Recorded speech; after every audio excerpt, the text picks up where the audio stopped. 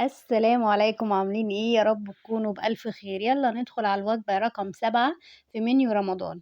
قلنا بقى نعمل حاجة حلوة كده ومختلفة وفي نفس الوقت تكون مش غالية قوي. جبت نص كيلو سجق بلدي ودلوقتي هعمل منه حاجتين، هعمل منه جلاش بالسجق وهعمل منه مكرونة بالسجق. معايا حتة سمنة أو زبدة أو زيت اللي متوافر عندك. قطعي فيه شوية بصل، أنا قطعت بصلتين كبار وقطعت اهو شوية فلفل رومي يتشوحوا كده شوية في الزبدة قبل ما انزل معايا بالسجق بتاعي. هاخد السجق كله هعمل بيه الخلطة دي. دوت فصين توم قطعتهم شرايح علشان يدوا ريحة حلوة للسجق. قطعت السجق يعني ما يبقاش تخين قوي، تقطعيه رفيع على قد ما تقدري. تمام، علشان ما يكلكعش معاكي في الجلاش. وقطعت طماطمايه كده تدي لون وتدي ريحه، ورشيت رشه ملح ورشه فلفل اسمر. وكنت بقى بقطع الجلاش بتاعي على قد الصينيه اللي هعمل فيها. تمام، طبعا حركه الجلاش دي انا عملتها في فيديو الجلاش الحلو، ممكن ترجعوا له تعرفوا ازاي انا قطعت الجلاش على قد الصينيه. جبت بقى معايا هنا معلقة زبدة على شوية زيت عشان يدي لمعة وقرمشة حلوة للجلاش. وهبدأ بقى ان انا ارص طبقتين جلاش، وما بين كل طبقتين هحط هغلفه بالزبدة او بالزيت اللي عندي. تمام، بسم الله. هاخد جزء بقى من الجلاش بتاعي هحطه في الصينية، والجزء اللي هيتبقى هعمل بيه مكرونة. وجبة حلوة جدا وتحفة، طعمها حقيقي. انا بفضل الجلاش بالسجق عن الجلاش باللحمة المفرومة، بيبقى طعمه حلو قوي. والتوابل بتاعة الجلاش بتدي بتاعة السجق بتدي طعم حلو قوي للجلاش. حابة تزودي جبن، حابة تزودي اي حاجة تانية طبعا اختياري، وزي ما انت عايزة زودي. حابة تزودي فلفل حار، أي حاجة بقى عندِك، زيتون مثلًا، حابة تزوّدي الفلفل أكتر والطماطم أكتر زي ما أنتِ عايزة، لكن كده بيخلّي طعم السجق متوازن وما تبقيش حاسة إن أنتِ بتاكلي خضار، بتبقي بتاكلي لحمة، يعني طعم السجق باين فيه، غير لمّا تكتّري الطماطم وتكتّري الفلفل فتحسي إن طعم الطماطم والفلفل طاغي على طعم السجق. تمام، أنا هنا هادهنه بقى، هادهن الوش خلاص زبدة، وهابدأ إن أنا أقطّعه. طبعًا اللي أنا قطّعته أو الحروف اللي أنا قطّعتها من الجلاش دي أنا ما بارميهاش، أنا باعمل لها إعادة تدوير. إيه هي بقى إعادة التدوير؟ تابعوا كده الreels بتاعتي والshorts بتاعتي وأنتم هتعرفوا إعادة التدوير دي بتكون عبارة عن إيه. هاقطّعه قبل ما أدخّله الفرن عشان اللبن اللي أنا هاضيفه يدخل في الطبقات كلّها ويدّي له طعم حلو. في ناس بتقطّعه بعد ما بتخرّجه، لكن أنا باحب إن أنا أقطّعه قبل ما أدخّله الفرن علشان يبقى سهل إن أنا أخرّجه من الصينية على طول من غير ما يتكسّر منّي، وكمان علشان اللبن يدخل في كل الطبقات ويسوّيها، ما يبقاش الوش من فوق مستوي ومن جوّه معجّن. تمام، بسم الله. طبعًا قطّعي بقى الخرطة حسب ما أنتِ عايزة، بتحبيها كبيرة، بتحبيها صغيّرة، حسب ما أنتِ عايزة. بعد ما قطّعت بقى الجلاش قُلنا نسلُق شوية مكرونة مرمرية كده الصغنططة دي. طبعًا كُلّنا عارفين طريقة سلق المكرونة، بنحط المَيّة بملح تغلي، بعدين بنضيف عليها المكرونة، حابة تعملي أي نوع تاني مكرونة ما فيش مشكلة، وباسوّيها وباصفّيها. هنا بقى خلاص المكرونة بتاعتي كانت استوت.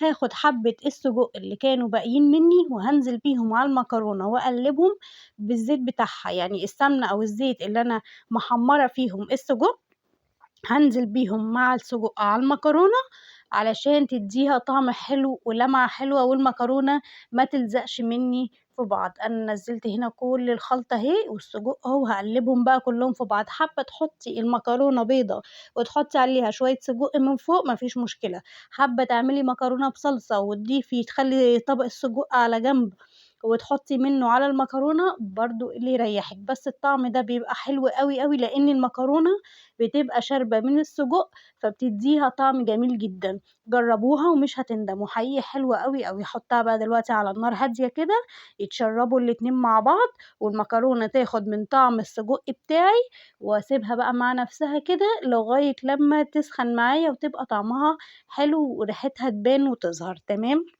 أحط بس معاها حتة صلصة بيوريه كده تدّيها لون برضه وتدّيها طعم حلو، وأوطّي بقى عليها النار واسيبها تسخن خالص. تمام، أنتِ مش هتقدّميها دلوقتي أو مش هتاكليها دلوقتي، قلّبي السجق في المكرونة وسيبيها ما تسخّنيهاش علشان لمّا تيجي تقدّميها ما تلاقيهاش اتكسّرت واتهرت منِّك من كتر التسخين.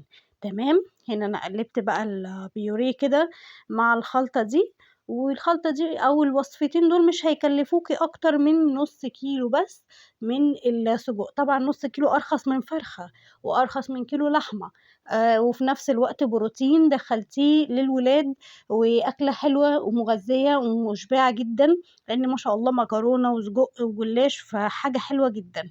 ديّة بقى شكل صينية الجلاش بتاعتي وهي متقطّعة، حبيت أصورها لكم قبل ما أدخّلها الفرن عشان تشوفوا شكلها كان إيه. قبل بس ما أدخّلها الفرن أكون جايبة كوباية من اللبن وضارباه في بيضة وفي ملح وفلفل، وهابدأ إن أنا أسقي بيها الجلاش كلّه.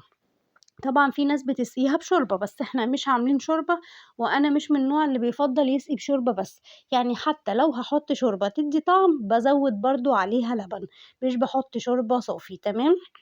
هابدأ بقى أقلِّب الصينية معايا كده يمين وشمال علشان أضمن إن اللبن تغلغل في الصينية كلّها، والصينية كلّها شربت من اللبن بتاعي، وهادخّله على فرن درجة حرارته 180 أو نار متوسطة لو الفرن ما فيهوش درجات حرارة، تمام. هنا خلاص الصينية بسم الله ما شاء الله شربت اللبن على طول، وده بقى كان شكلها بعد ما طلعت من الفرن، شكلها يفرح وريحتها تجنن، حقيقي كانت حلوة جدًا، جدًا بسم الله ما شاء الله، يعني بألف هنا وشفا على اللي هيعملها وعلى اللي هيجربها بالطريقة دي وعلى اللي هياكلها، وما تنسوش تدعوا لي بقى إيه دعوة حلوة كده وتقولوا تسلم إيدِك يا سمر على الطريقة الحلوة ديّة، وما تنسوش تعرّفوا صحابكم بالقناة، وعشان يشوفوا معانا قد إيه إحنا بنعمل وصفات حلوة وكويسة، وفي نفس الوقت مش مكلفة خالص. تعالوا بقى نشوف شكل المكرونة النهائي كده، مع شوية بتنجان مخلل بقى حاجة كده تفتح النِفس تحفة، مع أدي بُصّوا ما شاء الله الجلاش كان عامل إزاي لمّا اتقطّع،